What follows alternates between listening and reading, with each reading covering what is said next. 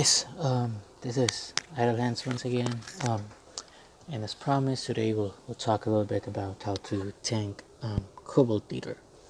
Kobold Leader, or better known as KL, is probably one of the most common questions I get, like how to tank him, how to beat him.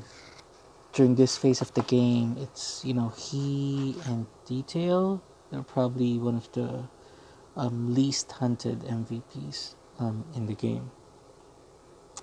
Now I'm going to start off with just kind of showing you my gears, or rather we'll start off with just looking at his attributes and properties, and then I'll talk a little bit about his skills, and then we'll go through my gear, and then I'll show you the actual tanking video which we did in Guild Raid 80 earlier.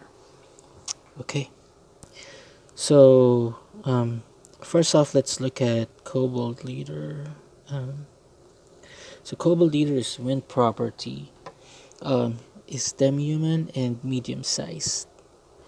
So Kobold Leader is probably one of the first major spellcasters you will run into, and I guess that's what makes him a little bit more difficult compared to others, because early stages of the game you try to build your tanking capabilities against physical MVPs, and this guy just comes in and mainly does magic skills. So to talk about his skills, one of his most common skills is Lord of Vermilion, which is wind element, but his most deadly skill is Storm Gust. So he casts Storm Gust to freeze you and also to deal huge amounts of damage. He also has Firewall and Fireball. So those four skills are probably so those are his staple skills. Those are the ones he will always be casting. He also summons random kobolds. So that's his mobs. So and because of all of those attributes, this is the gear I've been using with him. It's pretty much mostly anti-demi-human, with just a little bit of twist. So first off, we use Static Shield, and it's better if you have a slotted one and you put in Mark Card so that you're immune to freeze. I don't have that yet, so I'm just using Static Shield. It's kind of easy to kind of get out of the frozen status, especially if there are other mobs hitting you or if you're standing right on top of his firewall, so that shouldn't be any problem. But anyway, Static Shield does provide you 25% damage resistance to wind, earth, water, and fire. So he casts Wind Spell, which is LOV, and Water, which is Storm Gust, and his Firewall and Fireball both are fire. So this is the ideal one to use. For armor, I'm still using the army armor, and I have Firefrog card. So this is enough for me. Some people, they tend to use the wind armor, the one you get from Rift, so a slotted one plus Firefrog card. So that would even give you better resistance against him. And I'm gonna skip the garment. I'm gonna show it to you later. But the rune shoes, for my shoes, again for the added heal bonus. For the face, it's Goblin Leader mask. Since he's demi-human, this one gives me 30% less damage from him. All the others are the same as in my other videos and doesn't really contribute a lot to tanking. You just have to make sure that whenever you're dealing with MVPs, you have Marduk card in your helm. I guess for helm as a substitute, the best one to use as a substitute for what I have is this one, Feather Beret. So this one drops from Griffin, so it gives you 10% reduction from demi-human. For mouthpiece, you need Spike Scarf. So this one gives 2 Vit, 5 Def, and then 5% more reduction from demi-human. Okay, now going on to the garment, and this is one of the reasons why I really had an easy time tanking KL early on. So this is the Obsidian Cape. So what it does is gives 40 MDef, and it has another skill which, every time you're being attacked by either attacks or skills, you have a 50% chance to gain 50% magic reduction, but your damage reduction, not death, it's damage reduction, will be reduced by 50% as well, and it lasts for 10 seconds. So what happens is you become more resistant to magic, but you become less resistant to physical attacks. And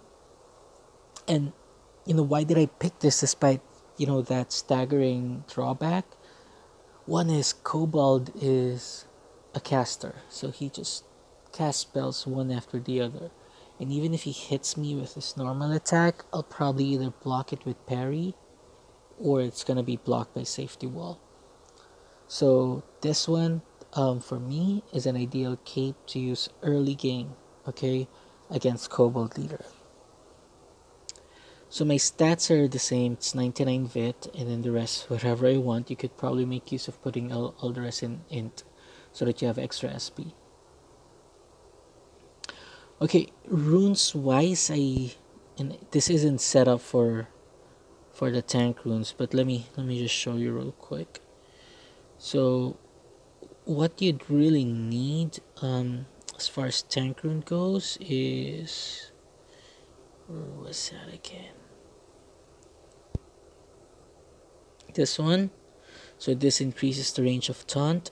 I think there are two of them. And then this one. So the bonus attack that mobs get when you taunt them gets reduced by 5%. Just about 5 of them. And that's it. Everything else, you can, it doesn't matter. I mean, to be honest, even if you don't have runes, you can still beat Cobalt Leader.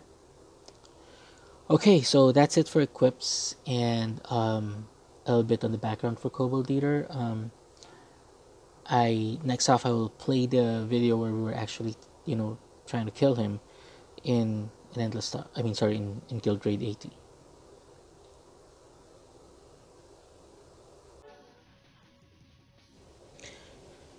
Okay, so here we go.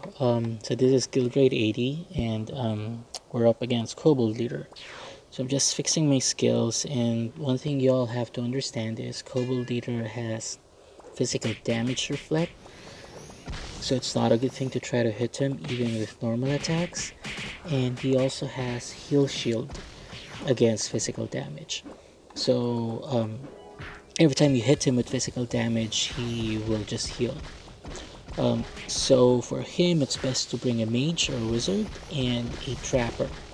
Okay, trapper, because trappers have a trap skill that's earth element, which deals more damage to Kobold Leader. So as you can see, I'm tanking him now. And when I say it's going smoothly, I have the chat box open because when he casts Stormgust or Firewall, it just causes you to fly around everywhere. So he summoned his mobs already. I assigned one of our teammates, he's a stalker, to do Elder Willow and then cast Stone Curse. The wizard has Stone Curse. I just wanted him to do something. I didn't want him to just watch while we're killing the MVP. So I've opened another chat box. So that's pretty much your routine. You tank the MVP, open chat box, wait until his HP goes down by about 80% or less. He'll start summoning mobs. Once he summons mobs, start moving away as the mobs are being stone cursed or frozen, and try to find a spot a little bit farther away from the mobs and open another chat box to keep the boss in place. So as you can see, he's not really doing a lot of physical damage. And then when he casts, he's probably just dealing around 1,000 or 2,000 every time he hits me. LOV isn't an issue either. With all the reduction I have against STEM human and the static shield, this doesn't really pose a challenge. The only challenge you really have here is when you cast Storm Gust. That's the only deadly skill he really has. And Storm Gust is cancelable, you can cancel it. Okay, I wasn't paying too much attention to his casting, but if I wanted to, I could have timed my provokes and canceled the Storm Gust. So, this will be a bit long. I think it took us more than 5 minutes to actually kill him. That's because we had to rely on a trapper and a single high wizard to deal with most of the damage. You just have to be very patient. Make sure you are provoking. Make sure pet attack is set to off. Otherwise, if one of those physical attack pets attack Kobold Leader, you may just start healing. And that's not a situation you guys want. Because if he heals, then it's gonna take even longer. Okay, so as you can see, everything's kind of going smoothly. I am not moving it because as I count the mobs that are nearby, there are probably just 3 of them, including Kobold Leader, that's 4. So if I provoke, it will not really be affected too much. Compared to just 4 mobs. It'll be a different conversation once more mobs gets added. Okay, so as you can see, nothing much really. The damage from Kobold Leader, and then I started to disable the chat box because I need to move again. One thing that I really hate when I do tank is committing those stupid mistakes. I mean, for MVPs like Kobold, Doppelganger, and other MVPs with Rage, doing something stupid just for a couple of seconds may cause your party to get wiped. Okay, so he's almost done for. And I think it was a good run. I didn't really die, and it was smooth overall. I just had to use 2 hunts. So that's it for Kobold Leader. He's an easy he's easy to tank, to be honest. He's easy to tank but difficult to kill, mainly because of heal and reflect. But if you do have the right setup, if you have the right team setup, then he'll be a piece of cake, similarly to what happened here. Okay, so I guess this helped you guys in kind of planning for Kobold Leader. He's mostly vacant in your channel, so you should probably start hunting him one of these days. He still drops Guardian Graves, which is about 4 to 5 M currently. My recommendation, if you get one while hunting him, just sell it off straight in exchange. In the China server, the price of that boots went down to like 200-300,000 sen. Really cheap, if you ask me. Okay, and unless you go the Guardian armor set, then you don't really need the boots. Okay, so he is almost dead, and as you can see, it's pretty much going easy. My high priest is casting Suffragette. I let him because I don't really mind, I can survive. But in other scenarios, especially during crunch times, you don't want your priest to cast Suffragette. Cast time is slow, after cast delay is a little bit long, so there may be delays in your heal. Okay, he should be dead anytime now. Yeah, maybe just a couple of more minutes. And that's it, guys. If you do have any questions, just reach out to me via comment section in this channel.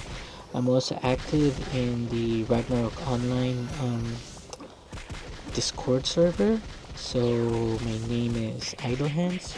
So if you have any questions you need answers to, just feel free to reach out to me in Discord.